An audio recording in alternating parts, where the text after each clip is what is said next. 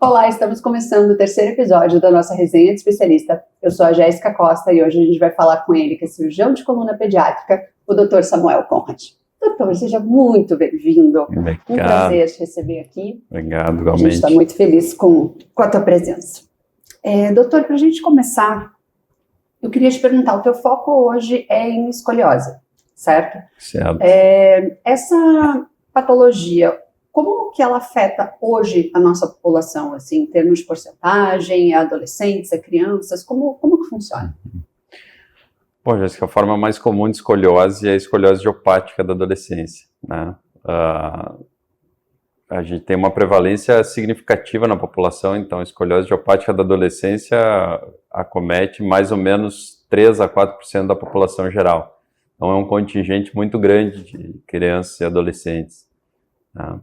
Se a gente for pensar a nível populacional, eu costumo dizer que num colégio que tenha 1.000 adolescentes, a gente vai ter 40, 50 com escoliose e que provavelmente já necessitem de algum tipo de tratamento. Isso, né? Independente da idade, como é que funciona? Não, a gente tem um divisor de idade nas formas de escolhas. Essa forma característica da escolha, esse tipo em específico, que é a escoliose idiopática da adolescência, a gente entende que compreende pacientes entre 11 e 18 anos de idade.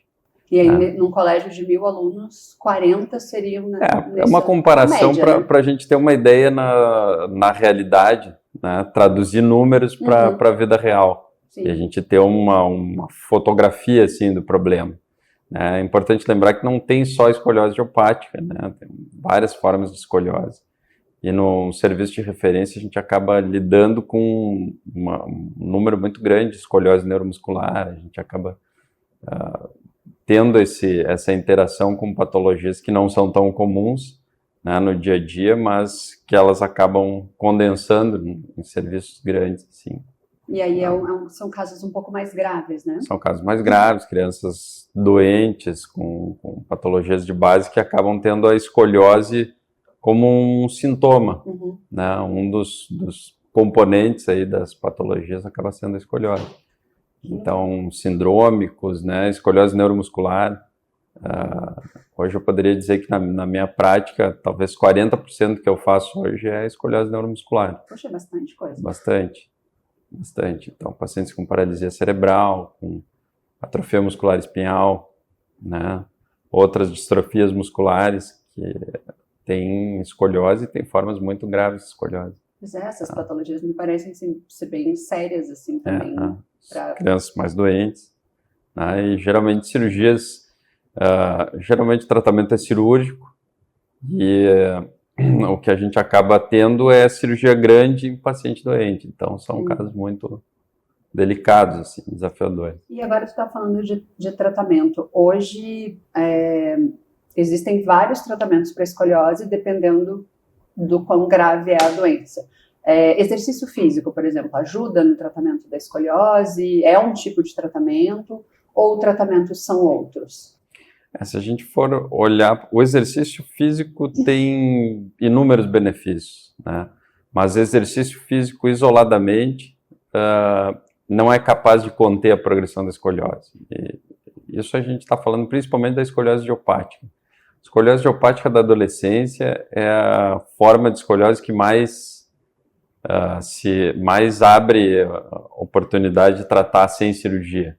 A gente tem é possível usar órteses nos adolescentes com escoliose, que ainda estão em crescimento. O que é a órtese? A órtese é o colete. Colete. Usar o colete, né? E o colete ele faz uma espécie de contra-força, né? Tens uma força de deformação e o colete age na direção contrária, né? E dá um guia de crescimento para o adolescente, para a criança, para o adolescente.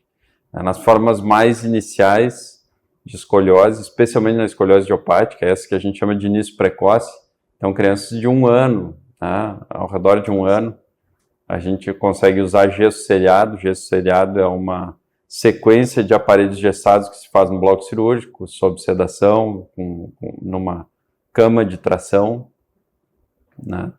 E esse gesso tem, inclusive, potencial curativo. Tem algumas formas de escoliose que a gente consegue extinguir ou mantê-las com valor angular mínimo.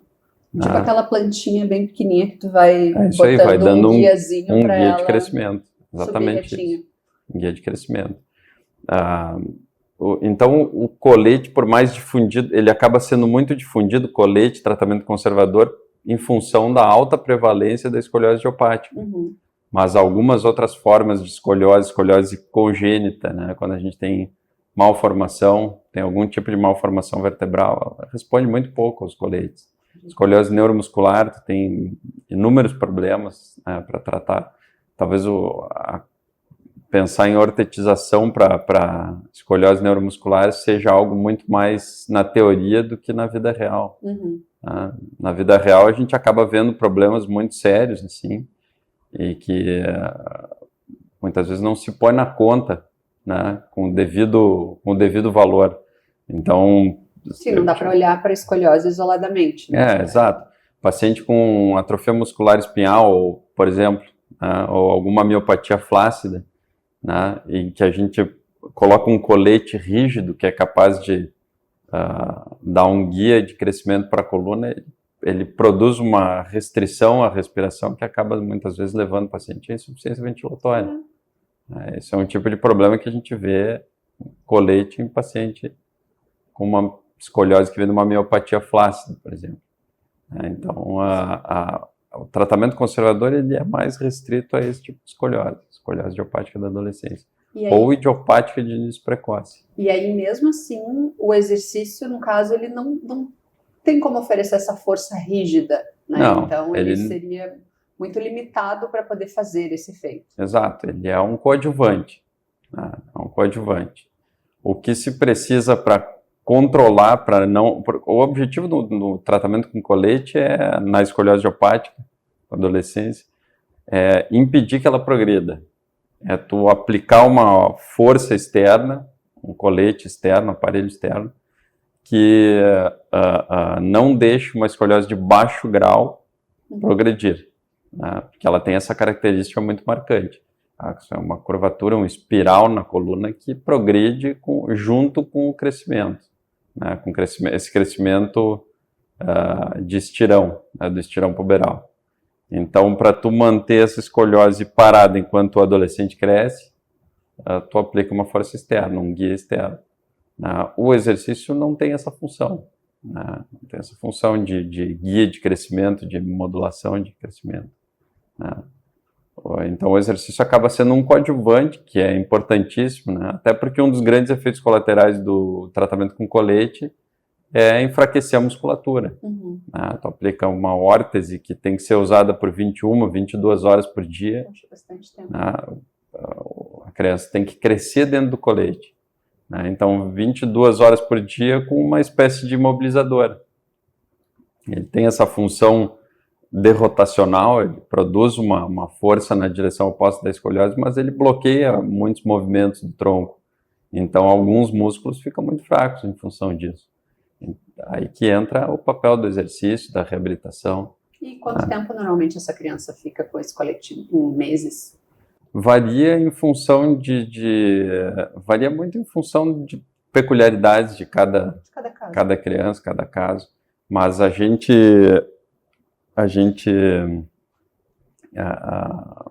tem uma estimativa da duração desse tratamento em função do crescimento esquelético, do amadurecimento esquelético. Então a gente usa sinais radiográficos, principalmente, radiográficos e clínicos, né? São informações que vão se somando, os estágios de maturação dos caracteres sexuais secundários, né? Algumas informações radiológicas, né? Raio-x de idade óssea, né? De mãos e punhos, o sinal de Risser, que é a ossificação de uma borda cartilaginosa, né? A apófise do ilíaco, né? Então esse somatório de informações vai nos dando uma ideia de qual estágio do estirão de crescimento o adolescente está. E aí, geralmente teria que ficar maduro, no caso, exato, o ossinho bem Bem maduro. Exato. Quando o esqueleto tem sinais de maturidade óssea, já está no formato do esqueleto adulto, isso significa que o crescimento está chegando no seu limite. Uhum. Então, a escoliose, uma escoliose de baixo grau, especialmente, ela tende a estacionar, a não progredir mais, né, quando o crescimento. Ela acompanha o crescimento do estirão. Quando o estirão termina, a escoliose fica estacionada. Exato. Então, se a gente tem uma escoliose de baixo grau que tinha potencial para progredir, imagina um caso bem típico, né? Uma menina saudável de 11 anos de idade, né? Antes da primeira menstruação, com uma escoliose de 25 graus, diagnosticada nessa fase com 25 graus. Ela tem potencial para progredir aproximadamente 1 grau por mês, 1,5 grau por mês, ao longo desse estirão, né, do início do estirão, que pode durar talvez 2 anos. Né? Ela vai dos 11 aos 13 até que ela atinja algum grau de maturidade óssea para o crescimento desacelerar. Então, 24 meses de progressão de 1,5 grau por mês é bastante. Ela muda de indicação, ela passa de uma escoliose de 25 graus para algo próximo a 60. E aí já seria um caso cirúrgico? Cirúrgico. Aí muda a indicação, muda a demanda de tratamento. Aí não serve mais para essa menina simplesmente estancar a progressão da escoliose. E 60 graus de novo. Exato. Aí tu tens que corrigir. A correção é cirúrgica. Quantas cirurgias hoje, em média, vocês fazem por mês, assim, nos hospitais? A gente tem alguma variabilidade ao longo do ano, mas eu acho que é algo entre 2 a 3 cirurgias por semana. Né? Então, eu acho que a gente deve ter, no total, 10 cirurgias mês. Bastante coisa. Para uma cirurgia que é puxada. Cirurgia longa, cirurgia que nos deixa o dia inteiro no bloco. Né? A gente tem aí, para uma cirurgia de 4 horas, a gente tem 7 horas de bloco cirúrgico. Então, quando a gente tem cirurgia, é a cirurgia do dia. É a cirurgia do dia. É, a cirurgia do dia. Então, mais ou menos essa é a nossa média. E como é que tu te prepara para entrar e ficar 7 horas num bloco, assim? Como é que é para ti esse preparo pré-cirurgia? O que tu tem que organizar, né, no teu corpo, na tua cabeça, para poder fazer isso? E como é o momento ali também, de ficar esse tempo todo envolvido para fazer uma correção que é super delicada? Hoje isso faz mais sentido, né? Uns anos atrás parecia que tinha força infinita, né? A gente não levava, não tinha tanto, não estava tão bem contabilizado isso, o desgaste da cirurgia. Hoje em dia é mais claro isso, a gente precisa ter resistência física, né? Para esse dia inteiro, porque a cabeça depende do resto do maquinário, tá funcionando. Está bem alimentado, bem dormido, né? Então, tem uma preparação física aí que é importante para... tempo também, né? Exato. E a gente leva muito a sério a coisa do desempenho, assim. Eu acho que isso é gerenciamento de risco. Gerenciamento de risco e controle de complicações tem muito a ver com a performance da cirurgia. Essas cirurgias têm que ser rápidas e tem que ter muito pouco sangramento. Então, alguns movimentos ali da cirurgia, eles tendem a ser muito repetitivos. Né? Então, tem uma repetição de procedimentos muito constante. E isso tudo tem que ser feito rápido, né? Rápido numa cirurgia de escoliose idiopática, por exemplo, é algo ao redor de 3 horas. 3 horas de cirurgia é rápido. Quando eu converso com meus amigos que fazem joelho, que fazem artroscopia, assim, e fazem muito bem, né? Tem um amigo que me vem à cabeça agora, que é cirurgião de joelho. Outro dia, agora há pouco, estava conversando com ele, assim, e ele opera muito bem, o cara é um craque, né, da cirurgia, mas as cirurgias dele levam 30, 40 minutos. Nossa. Né? Procedimentos super complexos, mas que ele está muito habituado a fazer, né? O cara que tem um segmento qualidade só, né, também ali, uma região só também. Exato. Então, são as proporções, né? Rápido para mim, ali na nossa realidade, é 3 horas e meia. Né? Mas tu trocaria essa cirurgia mais rápida pela... Não, eu acho que depois deu tanto trabalho para aprender a fazer que depois que está aprendido agora, eu gosto de fazer, gosto de estar ali, eu sei que é trabalhoso, assim, a gente já entra na cirurgia pensando assim na quantidade de trabalho que vai ter, do início até o fim, mas existe um prazer grande por fazer uma coisa que está bem assimilada, está bem aprendida, pisar num território que a gente tem mais segurança, isso é muito bom, isso é uma sensação muito boa. É um momento tranquilo para ti, É um momento de tranquilidade. Né? Precisa de um preparo, lógico, eu tenho uma rede de suporte, né, grande, assim. E equipe também que tu confia. A equipe que dá todo o respaldo, mas o momento é bom, é um momento pacífico, assim, a gente está ali focado, né, tá focado no momento presente, né? Tem algumas coisas que são geradores de ansiedade, né? Quando a gente tá focado numa coisa que passou, ou tá ansioso por algo que está por vir, né? E a coisa da cirurgia não, ela te prende no momento presente. Isso não sei como explicar melhor isso, mas é uma sensação paz, assim, de sintonia. Conectado. Né? Tá conectado no momento presente. Tá aterrado, né? Mas e o que é o mais desafiador, assim, na cirurgia da escoliose? É esse manejo do tempo ou é a quantidade de processos que vocês têm que fazer? Eu acho que hoje em dia eu já olho para... Assim, ela tem muitas curvas de aprendizado, né, que vão correndo paralelamente. Esse tipo de cirurgia, assim como todo procedimento cirúrgico, né? Esses procedimentos de grande porte, assim, eles têm várias curvas de aprendizado correndo paralelamente. Então, tem o aprendizado técnico, né? Como botar os parafusos, como corrigir, à medida que os sistemas de correção vão evoluindo, a gente vai tentando acompanhar essa evolução toda, assim, vão surgindo novas técnicas e tudo mais, então, a gente precisa acompanhar esse desenvolvimento. E tem uma questão muito importante sobre as cirurgias grandes, assim, especialmente, e isso fica mais sensível quando a gente tem uma cirurgia grande num paciente pequeno. Né? Por exemplo, as cirurgias de escoliose neuromuscular, que são cirurgias muito extensas, né? Envolvem a coluna inteira, e pacientes que têm peso, muitas vezes, limítrofes, pacientes um pouco mais de 20 quilos, né? Em que não se pode perder tempo, não se pode ter uma perda sanguínea exagerada. A perda sanguínea é inerente ao procedimento. Sim, imagina, um corpinho desse tamanho não tem quase nada de sangue para perder também. Exato, tem muito pouco sangue para perder. Então, a cirurgia tem que ser muito eficiente.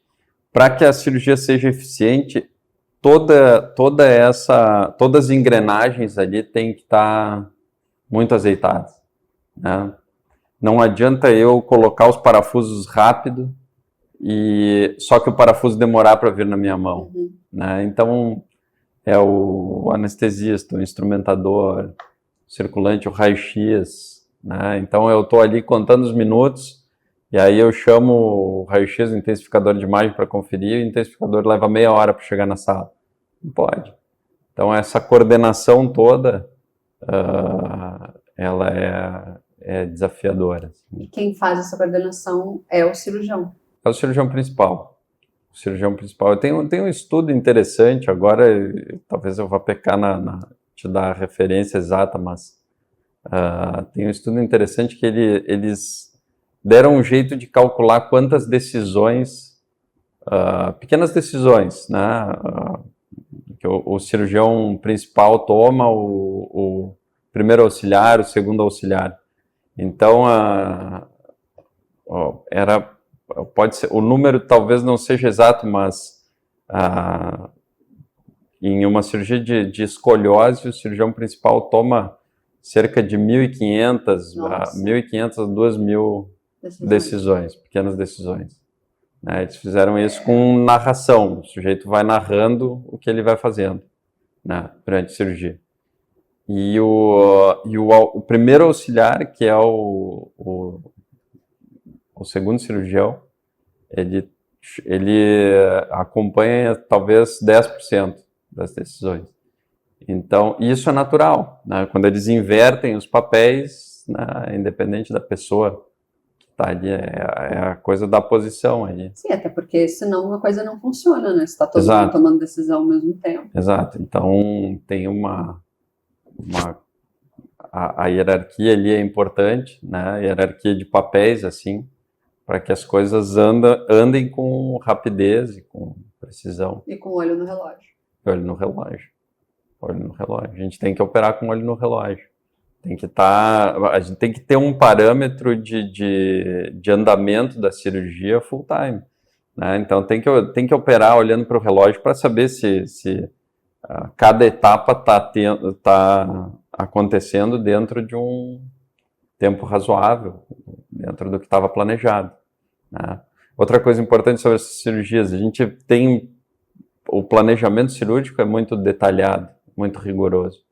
A gente raramente a gente planeja alguma coisa ou modifica algum planejamento dentro da cirurgia. A gente entra numa cirurgia dessa com plano A, B e C. Mas isso tudo é feito antes. Feito antes. Esse estudo todo, o médico cirurgião que faz no consultório dele. Exato. Faz previamente, né, fora do bloco cirúrgico. O bloco cirúrgico é o momento de execução. Sim. As decisões já foram tomadas. A maioria das decisões já foram tomadas. Tem algumas coisas aí que tu tem que adaptar, tu tem que transitar pelo plano A, B e C, entende? Porque algumas coisas, elas se tornam realidade ali no momento da cirurgia, né? Que podem ser um pouco mais difíceis do que estavam previstas, né? Então, às vezes a gente tem que estar pronto para fazer adaptações, né? E numa mesma família, em relação à genética, né? Tu comenta sempre que a escoliose idiopática, ela tem uma origem genética, apesar de a gente não saber exatamente o que causa, né? Por isso o idiopática. Mas numa mesma família, pode ter várias pessoas com escoliose? Como funciona? Pode, né? Tenho que te contar que eu atendi agora há poucos dias uma família, né? Mãe e 2 filhas, né, que vinham à consulta. As 2 filhas, a mais velha, as 2 meninas com escoliose idiopática da adolescência. A mais velha teve uma forma mais leve, né, e tratou com colete. E foi uma consulta de dar alta, né, uma consulta de anos de acompanhamento, né, uma consulta que as 2 estavam, a mais velha agora totalmente madura, esqueleto maduro, encerrou o tratamento, né, a escoliose estabilizada, o corpo perfeito, assim, sem nenhum grande... Algum estigma, né, estético da escoliose, mas tudo certo. E a mais nova, no diagnóstico, já tinha uma forma mais agressiva de escoliose, né, começou mais cedo, com mais angulação, progressão muito rápida, né, e teve que operar. Então ela já estava operada há mais de 3 anos e super bem, fazendo esporte, né? Então foi uma consulta de dar alta para as 2, né? Ou agora vai se manter um acompanhamento mais a longo prazo, assim. E isso foi muito interessante. As 2 meninas estão ótimas, né? Tem a mesma forma de escoliose.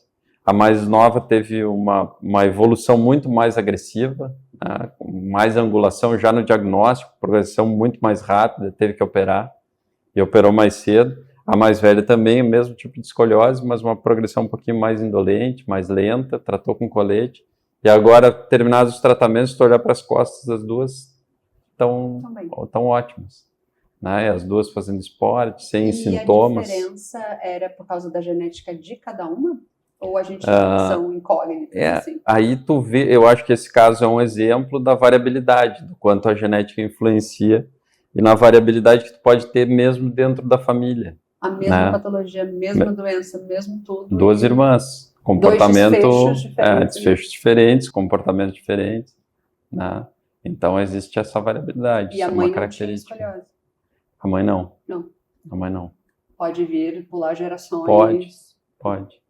Nossa, que pode loucura. Pular. É bem legal. Não, é interessante, né? Elas são muito interessantes, assim, elas vão se dando conta das coisas. Hoje, agora é um momento que tu olha para trás, assim, vai pensando, e a conversa é muito interessante, assim, é muito legal ouvir a história delas.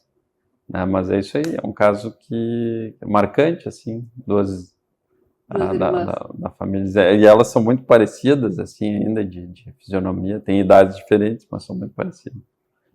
Muito queridas. E é normal no teu consultório tu acompanhar vários anos os teus pacientes, né? Desde, às vezes, se é um início precoce, tu acompanha uma criança, né? Até ela atingir a maturidade esquelética, mas os adolescentes ali até quase virarem adultos. Como é para ti essa tua relação com as famílias e nesse relacionamento tão longo que vocês têm ali? Sim, né? Isso é interessante. Isso tem sido muito frequente, assim. Agora há pouco veio uma menina que eu demorei para reconhecer. Ela chegou na consulta, assim, e eu fiquei olhando nome, lógico, eu não tinha aberto o prontuário, assim, na hora, assim, quando ela veio, a gente ia trocar, veja, eu acho que ela tem mais de 10 anos de operada, né, deve ter 11 anos de cirurgia, e houve até nesse tempo, assim, ela já teve alta e tudo mais, uma consulta tardia. Nesse tempo a gente trocou de prontuário, então o registro dela ainda não estava claro, não estava todo ali no prontuário novo. E ela me olhou assim, poxa, não te lembra de mim? Aí ela entrou, eu olhei, tinha mais de 10 anos de operado, uma mulher crescida, grande, né? É muito diferente, né? Tinha uma lembrança dela, e assim, fotos clínicas, depois a gente abriu os registros ali, de imagens e coisas assim, fotos dela, quando ela foi operada, era uma menininha, uma criança, né?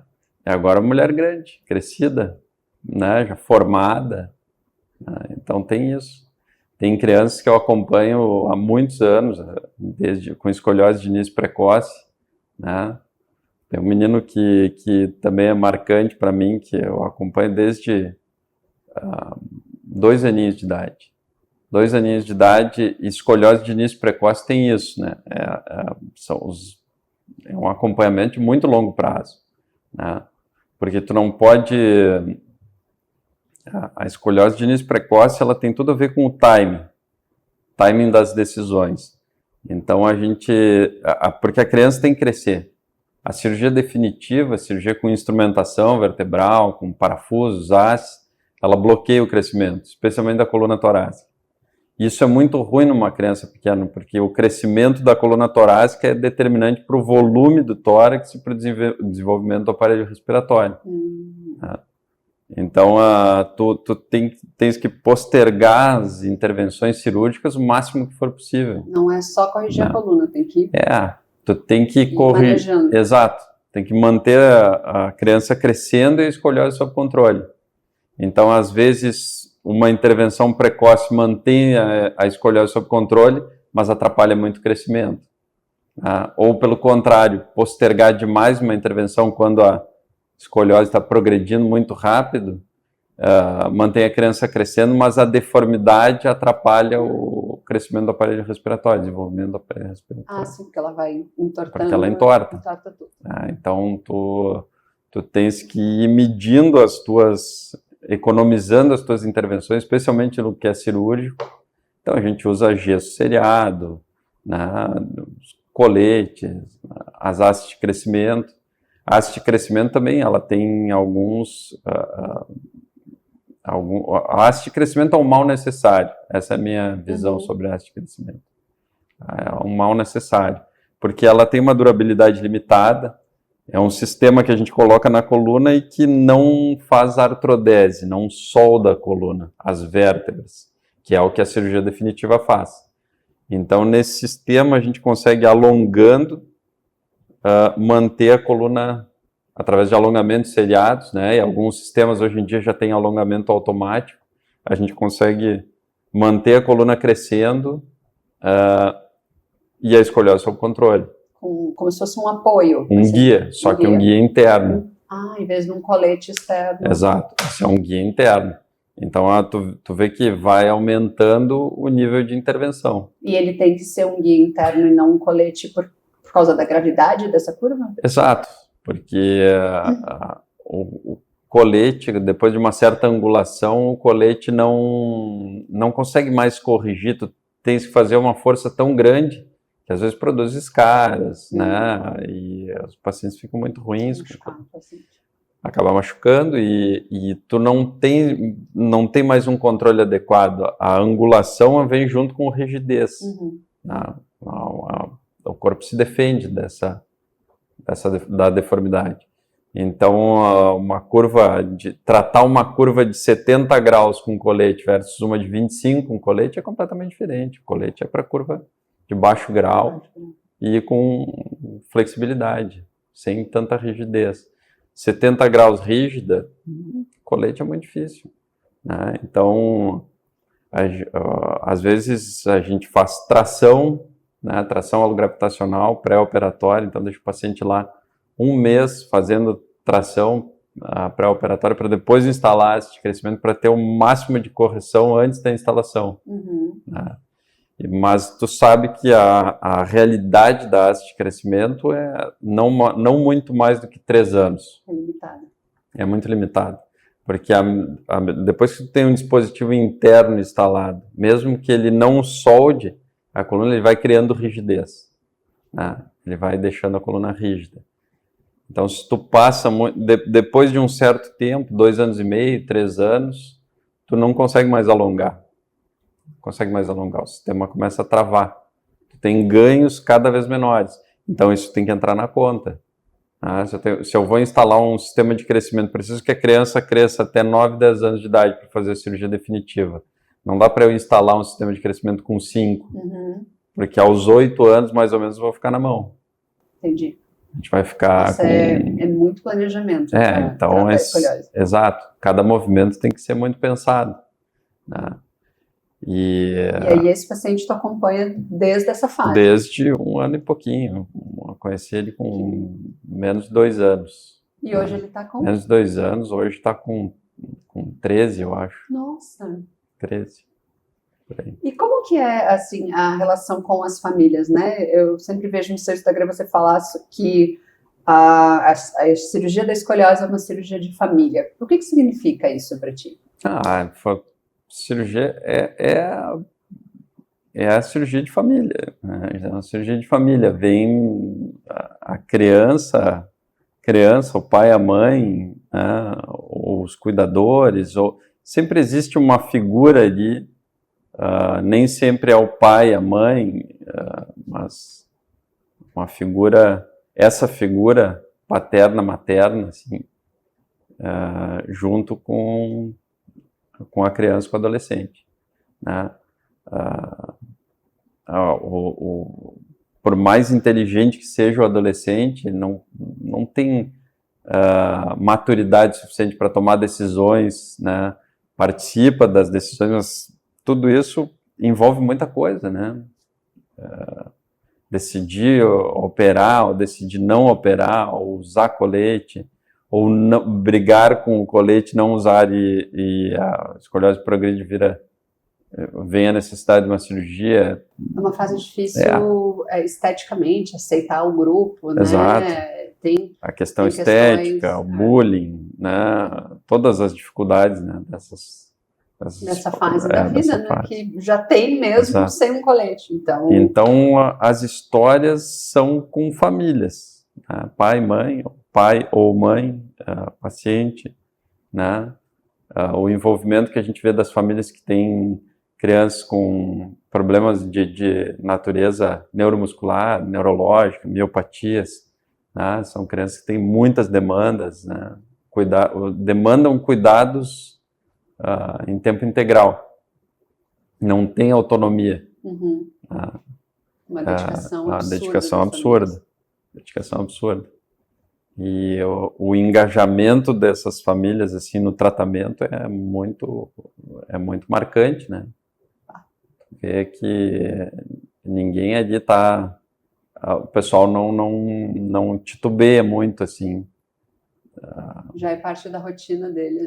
O que tem para fazer, vamos lá. Exato. Tratar a coisa com pragmatismo. É lógico que a gente, né? Pesado. Não é fácil, é pesado, né? Agora vai fazer mais uma big cirurgia. Será que vai dar certo? Será que vai ter que refazer? Ou tu tem essas situações de escoliose neuromuscular, assim, hoje a criança tem 2 anos e tem uma big de uma escoliose, e aí você entra na frente do médico e te diz, nós vamos até os 11, né? A alta do teu filho vai ser com 16 anos, né? Tem 2, então vai uma vida aí de acompanhamento até que tu tenha um desfecho, que a situação esteja estabilizada.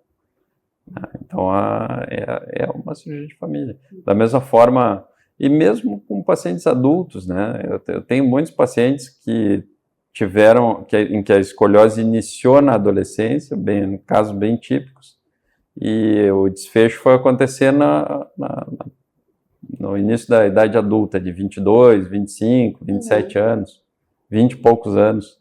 Mesmo assim, tu vê importância, quanto é importante a estrutura familiar ao redor dos pacientes.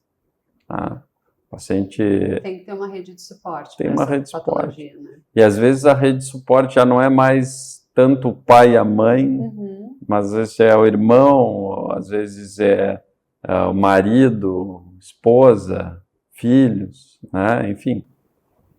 E a cirurgia para adultos, vale a pena a correção? Vale a pena.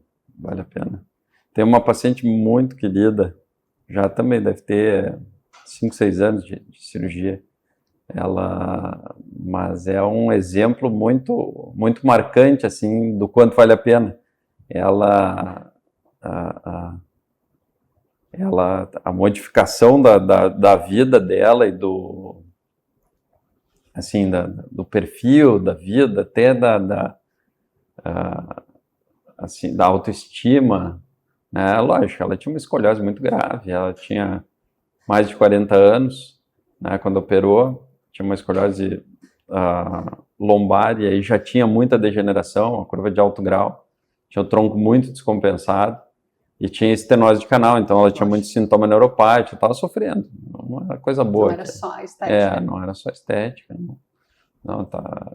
tinha muita rigidez, desvio do tronco, estava o tronco desequilibrado, assim, estenose, estreitamento do canal, então compressão de raízes nervosas, e muitos sintomas nos membros inferiores, claudicação, não conseguia caminhar distâncias, assim.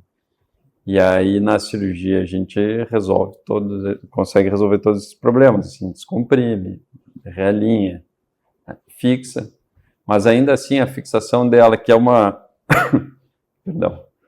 fixação na pelve, né, não atrapalha ela para caminhar. Ou seja, a deformidade que ela tinha, já naquele estágio muito avançado, atrapalhava muito mais, porque muitas vezes isso é um dilema, eu vou fixar minha coluna agora daqui de cima até lá embaixo, até a bacia, como é que não vou mexer meu tronco? Não. Mas já não mexia, entende? Pela própria deformidade. A curva que era lombar era tão rígida que não mexia nada. Então, em termos de mobilidade, já não existia mobilidade, mas existiam todos os prejuízos de... Além de não ter a mobilidade. Exato, não tinha mobilidade pela própria deformidade, mas tinha estenose de canal, desequilíbrio do eixo de carga da coluna, né? Muita incapacidade física, e a vida dela mudou da água para o vinho. Então ela é muito querida, ela é uma pessoa muito, muito bacana, assim, e muito, muito feliz, assim. Ela olha, sempre nas consultas ela me fala isso, né, que ela tinha muito medo e tudo mais, mas que modificou muito a vida dela. Isso é um caso legal, um caso marcante. Como é para ti saber que tu modifica tanto a vida de tanta gente hoje? É bacana, né? É muito legal. Lógico que não é a motivação, não é a motivação inicial. A gente começa nisso pensando muito mais do jeito muito mais pragmático, assim, olha, eu gosto de fazer isso, esse aqui é a profissão que eu escolhi, vou fazer o melhor que dá, melhor que for possível. E aí tu vai treinando, estudando, fazendo, treinando, estudando, fazendo, melhorando Isso é lucro. E essas coisas começam a acontecer e vão surgindo outras formas outras recompensas assim que não estavam no cálculo inicial, né? Mas é muito bom, é bom demais, né? Não há nenhuma razão para a gente não aproveitar essas recompensas. É muito bacana. Tu vê uma pessoa se beneficiar, justifica o trabalho e empenho, né? Tu vê que não é, mesmo quando a gente pensa assim, a gente como ortopedista, a formação do ortopedista,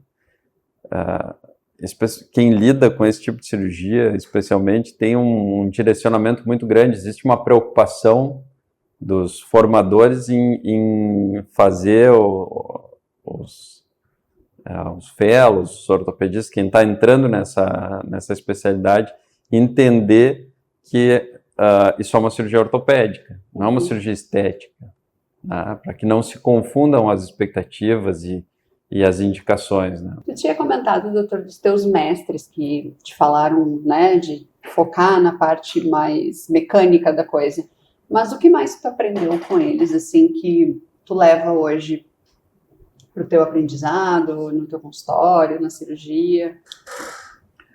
Alguma história com eles, assim, que te marcou, assim? Deixa eu pensar. Eu tive muito bons orientadores, assim, na minha formação. Isso foi um privilégio. E fiquei muito amigo, né, do pessoal. Fiquei amigo, continuo conversando de tempos em tempos. Eu tive muita intensidade na minha formação. Isso foi fundamental. Muita intensidade, muita cirurgia, muito envolvimento. Lógico que isso vem com preço, né? Foi desgastante. Era jovem. Foi desgastante na época, mas foi muito bom, assim. Eu trouxe uma bagagem muito grande, assim. E tem coisas que só vem com o tempo, né? Só vem com o tempo, não vão sendo desenvolvidas ao longo da vida, assim. A gente também vem da formação com muita coisa adquirida, que diretamente vem um produto do serviço onde a gente se forma, onde eu me formei, né? Saí de lá, cultura, né? Exato, saí de lá um produto do serviço, tá? Do serviço deles. E aí o que acontece é que eu venho para um outro lugar com uma modus operandi diferente, com hospitais diferentes, com convênios diferentes, com outra realidade, outras peculiaridades. E aí existe um período aí de adaptação. Eu tive que me adaptar ao meio no qual eu vivo e convivo e com as pessoas e tudo mais. Então, eu acho que eu tive muito isso, assim, muito essa capacidade de me adaptar, né? De me adaptar, de ter paciência, de fazer, de operar. Então, eu acho que eu ganhei muita ferramenta, né? E por isso sou muito grato, assim, ganhei muita ferramenta para operar, para me defender, assim. Para fazer efetivamente cirurgias, isso foi muito bom, né? Tanto quanto eu solicitei, tanto quanto eu demandei, eu recebi lá na minha formação. Então, médicos de bons valores. Também.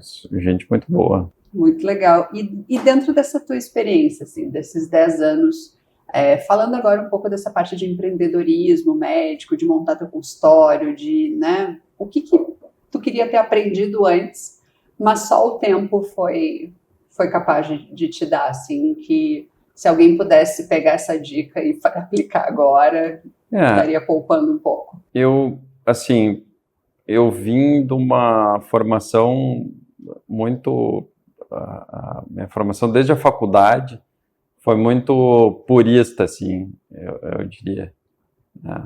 Uma época eu vivi na minha faculdade a transição para informática, assim, a gente andava com muito livro de papel, né? Eu tenho em casa volumes, assim, livro que chega a empenar a estante, assim. A coluna, né? Os livros assim que tu tem que carregar um de cada vez, muito volume de papel, biblioteca, artigos, era muito mais difícil de tu conseguir os artigos, o acesso à informação era mais lento, era mais difícil, né? Então houve uma transição, eu fui uma geração de transição na faculdade, né? Da era pré-computador para a era computador. Internet. Internet. Então, isso foi a minha geração, uma transição. E a formação que eu tive, eu tenho uma sensação de que a desvinculação da formação médica e do médico empresário era muito grande. Havia uma desvinculação.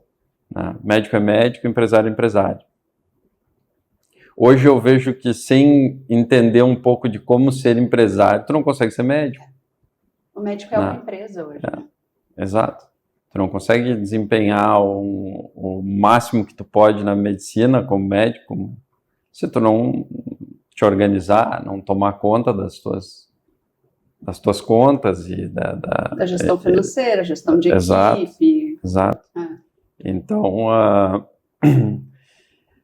por outro lado, hoje eu vejo alguns exageros, assim, Então, eu acho que houve uma transição disso, e agora, às vezes, eu olho para a internet e vejo um exagero por outro lado, onde existe muita gestão financeira, muito marketing,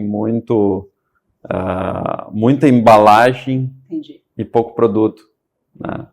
Eu tenho visto isso, né? E todos nós temos, assim. Então, eu acho que falta um equilíbrio. Eu acho que isso é uma coisa que faltava maturidade, né? Para aproveitar algumas coisas que eram muito importantes lá nas fases iniciais da medicina, que a gente foi tendo que, depois fazendo mestrado, por exemplo, a gente tem que voltar atrás e estudar de novo matérias básicas, assim, de epidemiologia, de bioestatística, né? Porque muitas vezes lá no começo falta maturidade, a gente entra na faculdade adolescente. E faltava maturidade para entender a importância dessas matérias aí. E depois, ao longo da vida, quando chega a hora de entregar um mestrado ou de doutorado, a gente tem que rever tudo isso de novo. Da mesma forma, a parte empresarial da medicina, né? Se a minha vida hoje é uma vida de clínica, né? Eu tenho uma clínica e eu sou responsável por um serviço de coluna pediátrica, né?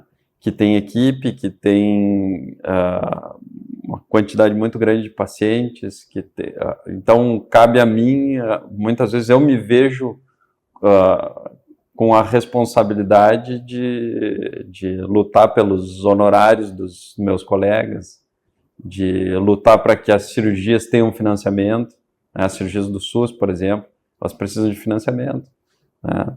De solicitar, de reivindicar, de reivindicar melhorias, né? De lutar com os planos de saúde para que a gente possa fazer uma cirurgia melhor, uma cirurgia mais atualizada, né? Que a gente não fique obsoleto, né? Que a gente há uma diferença muito grande do que é assim a evolução dos sistemas de correção, a evolução das técnicas cirúrgicas. Elas têm uma questão, tem os dois lados, né? Tem uma evolução muito boa mas o sarrafo vai subindo. Então, que a gente não se torne obsoleto, né? E fazer isso com diplomacia, né? Lidar com vários tipos de pessoas diferentes. Eu acho que é bem desafiador ser o coordenador de um serviço inteiro de coluna pediátrica, né? Então, eu acho que realmente... eu acho que vem responsabilidades aí que eu não sabia. E hoje eu vejo muito isso, assim, muita responsabilidade, né? Cabe a ti, cabe a mim fazer determinadas coisas, assim, determinados movimentos, conversar com as pessoas, discutir, melhorar. E isso te toma um tempo que não é o tempo de cirurgia da escoliose, né? Tempo e energia muito grandes, assim, muito grandes. Então, quando eu imaginava que a minha vida ia ser ir para o bloco, operar, esse é o momento mais feliz da minha, minha rotina, mais tranquilo, né? Tem toda uma série de coisas assim que eu faço ao redor disso, que é muito grande, toma muita energia, né? Mas que é fundamental. Senão eu não conseguiria entregar o que eu posso, né? Eu adquiri com muito esforço, assim, adquiri habilidades e treinamento, recebi treinamento, tive bons mestres aí, bons tutores, e tudo isso gerou tudo isso me deu algo que eu posso entregar, não abrir mão ou desconsiderar a parte logística da profissão, vira uma barreira para eu entregar o que eu poderia, né? Então, isso eu só vi um caminho nisso, aceitar que faz parte, né? Aceitação radical. E aprender, né? Aprender a fazer. Bom, eu tenho que ser empresário, senão eu sei operar escoliose, sei fazer uma coisa que poderia, assim... Ajudar muita gente? Ajudar muita gente, ajudar minha família, ajudar, né, a ter minha profissão e tudo mais. E não conseguiria. Então, foi necessário esse aprendizado. E esse aprendizado poderia ter... Se eu tivesse um aprendizado formal, embutido na minha faculdade, seria maravilhoso. Já sairia com isso no DNA. Mas aí com toda a qualidade que que eu tive da minha faculdade, né? Tu aprende a fazer, né, a parte técnica na faculdade. Exato. Essa parte gerencial, empresarial, marketing, lidar com pessoas, nada disso, financeiro, nada disso. Isso foi sendo aprendido. Então, veio quase que uma segunda faculdade, assim.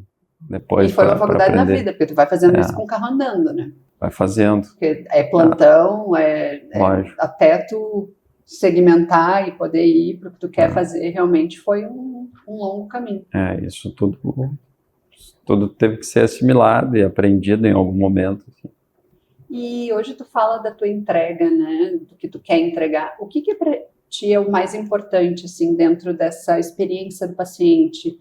Que hoje, né, tu está podendo refinar isso com todos esses anos de experiência que tu tem, de ver o que funciona, o que não funciona. Então, na jornada do paciente hoje, o que tu considera fundamental entregar para ele? Parte essa percepção foi vindo com a prática, assim, uma demanda que foi cada vez mais fazendo sentido, e a partir do momento que eu me coloco no lugar do pai e da mãe. Antes a gente falou de operar famílias, né? Operamos famílias, então eu me coloco no lugar do pai daquela família que está ali com esse problema para resolver, e eu fico pensando de que maneira eu passaria melhor por isso, né? Aonde eu poderia, que tipo de assessoria eu gostaria de ter para passar melhor por isso. Então, quando a gente olha para todo o caminho, para toda essa jornada do paciente que leva do momento em que acontece o diagnóstico e a indicação, especialmente a indicação de cirurgia, até esse ciclo se fechar, está finalizado, né? É uma quantidade muito grande de frentes que se abre, né? Então, a gente tem que fazer exames pré-operatórios em setores diferentes, né? Ressonância da coluna numa criança que às vezes tem que ser com sedação, né? Então, até isso se torna difícil, porque, poxa, tu tem que fazer uma anestesia para fazer um exame dentro do tubo. Para aquela anestesia, a gente tem que ter uma avaliação pré-anestésica. Eu tenho que saber, no mínimo, se a criança tem boa saúde, tem algum tipo de... pode fazer um choque anafilático numa sedação para ressonância, né? Então, tudo isso tem muito detalhe, é muita coisa, né? E a gente, a família ali pressurizada, assim, pelo susto de receber o diagnóstico, de saber que vai fazer uma cirurgia. Pressurizada pela situação, né? A chance de tu deixar passar algum detalhe é muito grande. Isso tudo se tornar uma coisa muito desgastante. Então, eu acho que hoje uma das coisas para mim que faz muito sentido é a gente cercar essa família a gente tomar conta disso, né? Então, conduzir, né? Bom, eu marco os teus exames, né? Eu tenho uma equipe que marca os teus exames, que te acompanha lá na sedação. A equipe acompanha na sedação, inclusive. Se for preciso, sim. Né? Tudo é ajustável, entende? Acompanha pegar o paciente pela mão. Pegar o paciente pela mão. Pegar o paciente, a família pela mão e ir fazendo tudo, né? No pós-operatório, trocar curativo. Eu que faço o curativo, eu e a equipe, a gente que faz o curativo no pós-operatório, tem dificuldade de trocar esse curativo no leito, entende? A gente opera o paciente, bota os parafusos, corrige a escoliose. Quando chega na hora do leito, você tem que trocar um curativo no pós-operatório, no leito do hospital. É difícil, não é fácil. Porque é um curativo de 50 centímetros, que tem que ser o mais estéril possível. Não dá para ficar caindo gás na cama, junta gás e bota de novo. Não, é um curativo que a gente faz com esterilidade, com material, com plástico impermeável, com mínima manipulação da fila operatória. Então é difícil pra caramba fazer esse curativo. Imagina em casa, com medo de encostar, sofrendo porque teu filho está lá com um corte. Mas não, é difícil pra caramba. Então a gente foi percebendo ao longo do tempo, quanto mais a gente toma conta disso, mais fácil acontece toda essa... mais fácil a família e o paciente passam por isso. E melhor controle de novo, a gente entra no gerenciamento de risco, né? Melhor controle, melhor qualidade de curativo, cicatrização, controle de complicações. Exato. Se torna melhor, a recuperação dele se torna melhor. Eu lembro que você sempre fala do levantar, né? Que como é difícil para o paciente e para a família levantar da cama e quanto isso é fundamental para o paciente, né? Levantar da cama, tomar banho. Então, as dúvidas vêm das coisas mais inusitadas, assim. E aí elas deixam de ser inusitadas. A gente começa a perceber, não, isso aqui é uma barreira. Posso botar a mão perto do curativo, perto da cicatriz? Posso ficar deitado em cima? Posso ficar deitado de lado? Né? Como é que eu faço para levantar? Como é que eu faço para tomar banho?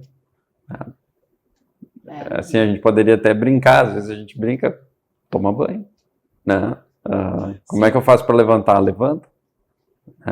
Sim. Mas isso é duro, naquele momento ali se torna difícil. É uma característica dessa cirurgia. É uma cirurgia que envolve a coluna inteira, às vezes múltiplos segmentos da coluna. Cirurgia grande, o paciente está um pouco anêmico, está prostrado, muita medicação.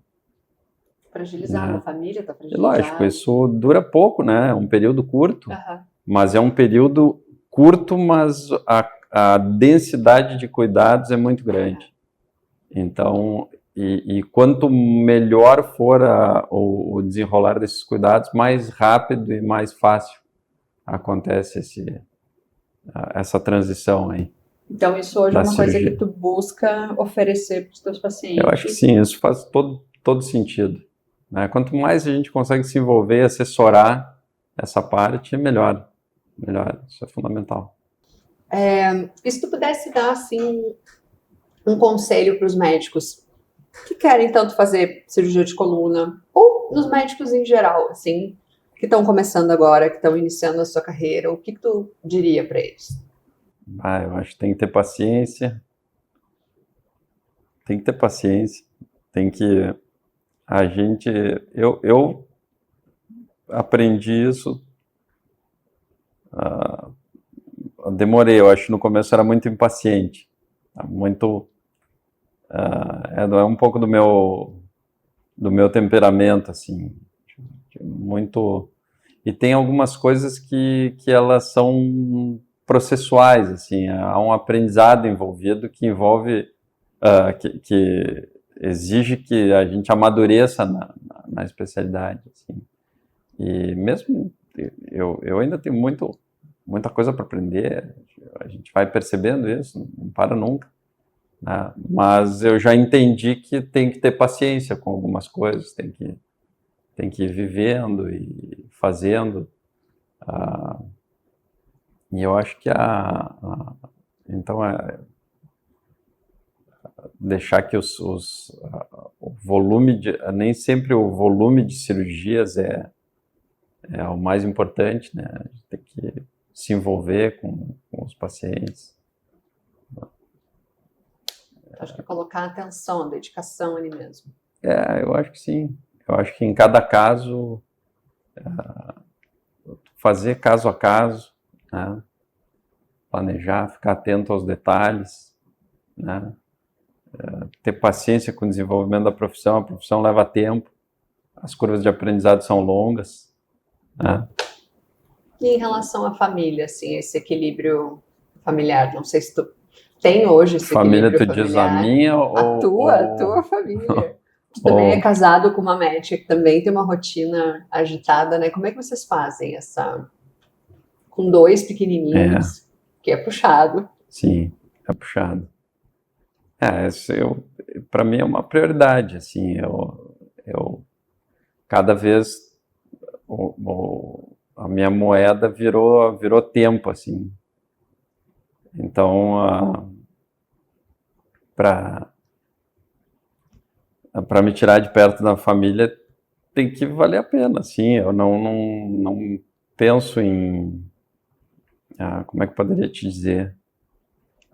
As crianças, né, a vida familiar, elas são muito importantes, demandam tempo, demandam tu estar presente. Então, eu acho que as coisas têm que ter um equilíbrio, né? A profissão também. A profissão é uma espécie de relação. É uma relação, a gente se relaciona com a profissão. É inevitável isso. Então, essas relações têm que ser equilibradas, né? Às vezes não dá, né? Às vezes precisa botar um pouco mais de energia aqui, um pouco menos ali. Exato. Mas ainda isso requer um certo equilíbrio, né? Tu ir oscilando assim conforme a necessidade. Mas as relações, o desequilíbrio dessas relações, para mim, pelo menos não é sustentável. Sim, não pode perdurar muito tempo. Exato. A profissão tem a sua importância, tem um nível de investimento pessoal muito grande ali envolvido. E a família é da mesma forma. E isso mudou muito depois que tu teve filhos? Ou o que mudou foi realmente a tua demanda familiar que realmente aumentou? Em que sentido? Não entendi. No sentido da forma como tu vê isso, né? Antes era tu e a Fê e vocês, né, se virando para fazer a carreira de vocês, chegavam juntos, dividiam os BOs e tá tudo certo. Agora tem 2 pequenininhos que dependem de vocês, não, então acho que muda muito esse equilíbrio, né? Muda. Muda. As crianças sempre são uma prioridade, assim, a gente sempre prioriza muito eles. E é impressionante, eles são muito sensíveis, eles absorvem tudo, né? Então a gente tem que ter muito cuidado, né? Eles sabem o que vocês fazem? Sabe. Sempre, a gente sempre teve a coisa da profissão muito viva em casa, é inevitável isso. A gente conversa sobre as coisas profissionais, assim, na hora do almoço, na hora da janta, então eles vão absorvendo tudo isso, né? E até hoje parece que absorvem de uma forma muito positiva, né? Mas, lógico, as demandas são completamente diferentes. E o tênis? Dá pra arranjar um tempinho? Tem que arranjar um tempinho, hoje mais do que nunca, assim, porque é bom para a cabeça. É isso que eu ia te perguntar, quando tu colocou esse esporte na tua vida e que diferença que ele fez, assim, na tua área profissional? Eu jogava tênis quando era guri, assim. Parou quando começou a faculdade. Começou a faculdade, o envolvimento era tão grande que não tinha mais como. Vai perdendo, é um esporte que exige que tu esteja ali reavivando aquilo o tempo todo, assim, tem que estar na quadra, senão vai se perdendo. E aí quando ele começou a ir se perdendo, eu não mantive mais. E agora, uns anos atrás, quando a gente começou a estabilizar mais a coisa da formação, a formação envolveu morar em outros lugares, né, e ficar um tempo fora, então foi uma época muito conturbada. Da mesma forma, quando eu voltei da formação, também tinha que começar uma carreira meio que do zero, né? Então, isso tudo foi muito demandante, e a gente muito ansioso também, assim, inseguro, né? Então, quando tudo isso estabilizou, aí voltou a ter espaço para o tênis, aí eu reativei, deve fazer uns 3 anos, 3 anos e pouco. Então, eu reativei e é uma maneira também de eu me manter mais saudável, para lidar com uma cirurgia de 7 mais horas, forte, 8 horas. Sim, com certeza. O esporte acaba virando motivação para me manter saudável, me manter forte, resistente para cirurgias, e isso faz muita diferença, né? Eu tive épocas em que estava mais pesado, tinha menos resistência física, e o preço era muito alto, saía das cirurgias às vezes muito cansado, assim, terminava a semana muito cansado. Então isso hoje está mais claro, assim, e à medida que o tempo vai passando, ganhando mais idade, isso vai ficando cada vez mais sensível, né? Se a gente não cuida da parte física. Então um corpo ruim ali fazendo a cirurgia consome energia mental, né? E a cabeça também, né? Porque o tênis, ele te exige muito isso, essa atenção, esse foco no presente, porque senão tu leva uma bolada no o rosto. tênis tem muito isso, incrivelmente, assim, ele tem, é uma coisa que eu tenho muito prazer, e isso é um prazer muito semelhante ao que eu tenho da cirurgia. Tu tá conectado com aquele momento presente ali. Isso é muito bacana. Isso eu acho que a gente faz muito pouco. Os filhos também te ajudam um pouco a isso, né? Um pouco não, muito. Né? Eles te obrigam a isso. A gente está ali, a qualidade do tempo que a gente passa com as crianças tem muito a ver com tu conseguir estar presente ali. Tá presente. E eles sentem. Quando a gente está ali com eles, mexendo no celular, respondendo coisa, ligando, falando com não sei quem, eles sentem tudo. Então, tu conseguir estar conectado no momento presente. Isso é um prazer muito grande. As crianças te trazem isso muito, muito forte. Tênis te traz isso, esporte te traz isso. E aí a vida vai ficando mais equilibrada, né? Não é só trabalho, não é sem trabalho, né? Tem a família presente o tempo todo, né? Esporte. Afinal de contas, né, tem que ser legal, né? Tem que ser bom, né? Tem que ser bom. E para quem tu está torcendo para o US Open? Agora, eu gostaria que Gostaria de ver o Djoko ir mais para frente, né? Mas acho que vai ganhar. Sinner Alcaraz é difícil de tirar da mão. É difícil de tirar da mão. Não tem outro cara que vai fazer frente tão forte. Mas é legal ver o Djoko ainda avançando, né? É legal. E aí, voltando a jogar, assim, o tesão por olhar, assistir ou ir num torneio, agora voltou. É muito bacana. Levar as crianças para ir ver. Curtirem também. Sim, é legal. Que ótimo. Doutor, muito obrigada pela tua presença. Show. Prazer é meu. Eu quero deixar aqui, que tu possa deixar teus contatos, então, o teu Instagram. E se algum médico ou alguma clínica quiser entrar em contato contigo para fazer uma troca de experiências, né? Entender um pouco melhor do teu serviço lá no Santo Antônio, ou no Moinhos, ou no Mãe de Deus, eu sei que tu atende nesses 3 hospitais, por onde que eles entram em contato contigo?